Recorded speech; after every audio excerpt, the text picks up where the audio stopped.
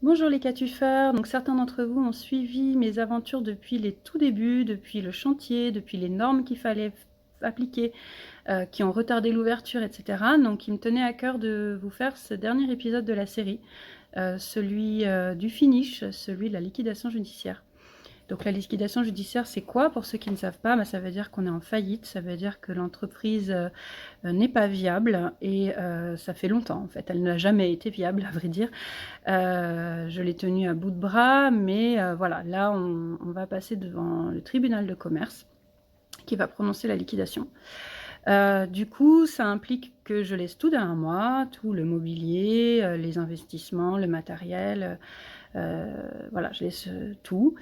Et c'est le liquidateur donc qui va récupérer les clés et qui va avoir pour mission de gérer tous les aspects administratifs à ma place. Donc ça, pour le coup, c'est un petit peu un bonus parce que ça va, à mon avis, pas être simple de clôturer complètement une entreprise. À mon avis, c'est encore plus compliqué que de l'ouvrir. Il faut prévenir toutes les instances que c'est terminé, tous les fournisseurs. Il faut faire tous les papiers pour le personnel. Donc c'est pas rien.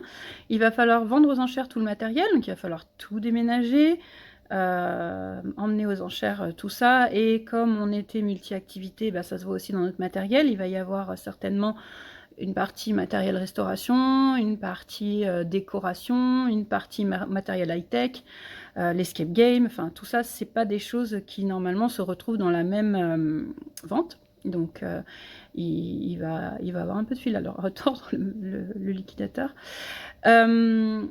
Voilà, et tout ça pour mission d'essayer de revaloriser quand même un peu les éléments, mais enfin apparemment ils n'ont pas vraiment la réputation de revaloriser beaucoup.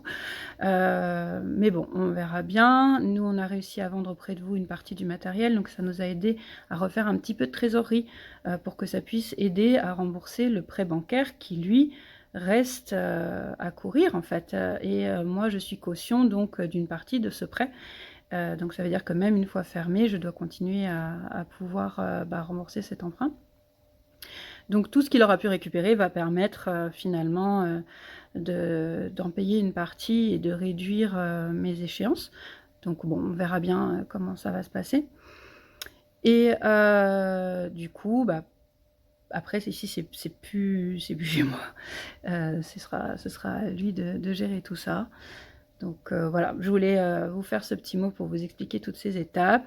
Je vais vous montrer un petit peu aussi le qu'a-tu fait comme il est aujourd'hui. Donc on a démonté les structures végétales des murs, on a essayé d'ordonner les choses pour lui simplifier un peu la compréhension des lieux. Donc on a regroupé la vaisselle par-ci, les fournitures créatives par-là, pour que pour lui ce soit un peu moins incompréhensible qu'est-ce que c'est que cet endroit, et qu'il puisse au mieux réfléchir à comment il va organiser cette vente aux enchères. Donc je vous montre ça.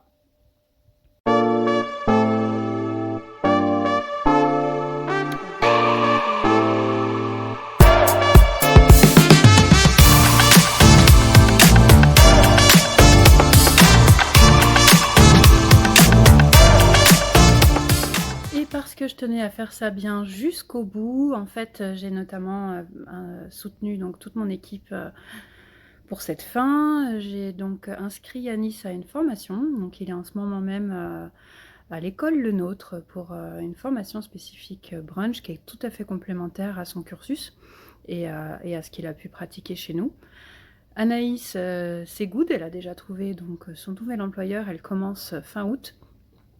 Et Valériane, par contre, elle est en recherche. Donc, si vous connaissez une entreprise qui cherche un apprenti en commerce commercial, n'hésitez pas à me dire et on pourra les mettre en relation. Donc voilà, j'essaye jusqu'au bout de me montrer l'employeur bienveillant que je suis et d'apporter à chacun le soutien que je peux.